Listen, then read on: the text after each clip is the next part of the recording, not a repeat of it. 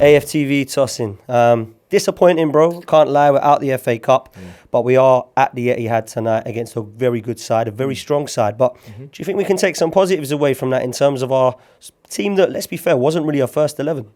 Yeah, we can take a lot of positives. I mean, City won at their ground, but I think the first positive for me that I'm taking is today oddly showed me we're definitely winning the league because Man City looked very average.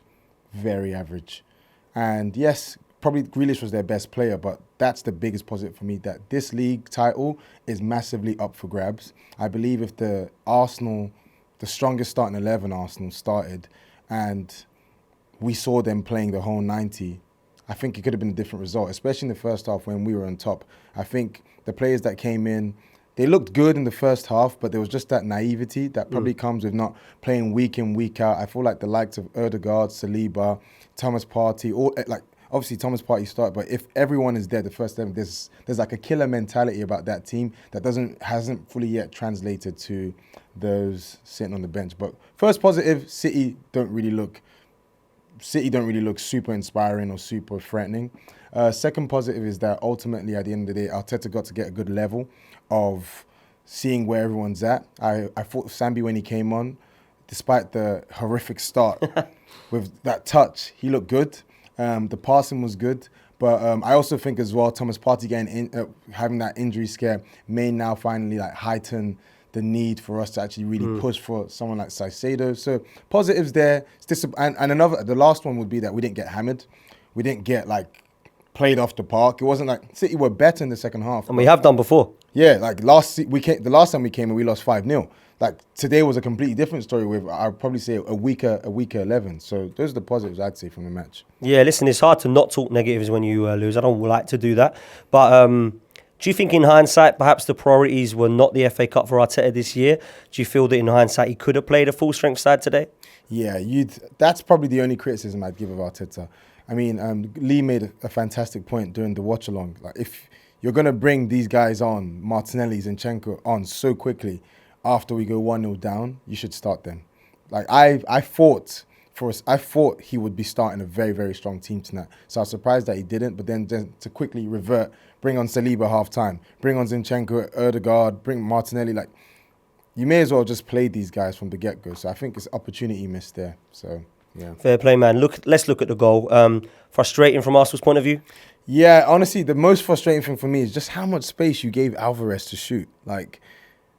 You had Vieira on one side. I can't remember who was to Alvarez's right, but it was quite schoolboy. You're given, and they did it again, probably 15 minutes later towards the end of the match. It's you gave him so much time. And obviously Grealish does what Grealish does. Once he gets the ball in tight spaces, it's going to take a lot for him to lose it. And obviously he lays it off to Ake, good finish. But that's the most disappointing thing for me, that we didn't really put enough pressure on Al. We just gave him so much time. It's a team like Arsenal with that level, especially the level we've been playing at this season, you can't be doing that, especially against a team like Man City. You gave him way too much time and you got punished.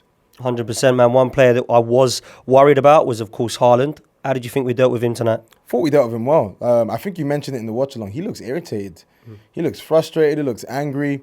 I think he's maybe annoyed that he probably doesn't feel like he's getting as much service that he needs to get to thrive. I don't know, but I thought we did well against him. Barring the odd, grabbing his shirt. I thought we did well against Haaland tonight. If anything, he was just grabbing onto our defenders. So we did well against him.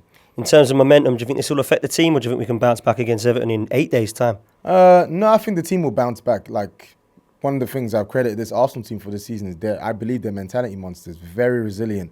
They're not the Arsenal of last season or 2 seasons when we lose and our heads are down, woe is me. No, I genuinely believe Arteta's going to be right, lads, we had a good first half, second half they were better, we could have done better for the goal, the league title is still on, let's go beat Everton.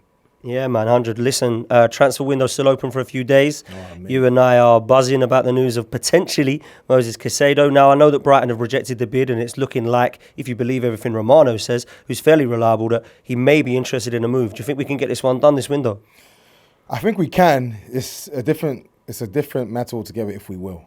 It's going to take huge money to get him. I think if Arsenal is serious, just slap down an 80 million bid. Slap it down, get this guy in, because we need a quality replacement for Thomas Partey. You saw it today. Sambi actually was decent, but I don't know what, it's just the aura of, I don't know, strength sort of goes away as soon as Partey leaves that midfield. So you need someone that's a like-for-like replacement. Obviously not at the level of Partey, but someone that's really good to come in and fill that void. So please, please get Caicedo. We're going to win the league already, but if we get Caicedo, then we're shutting up shop. We're saying we're staying here. Like, nothing's going to move us, basically. So Fair play. Big up, Tosin. thanks, man.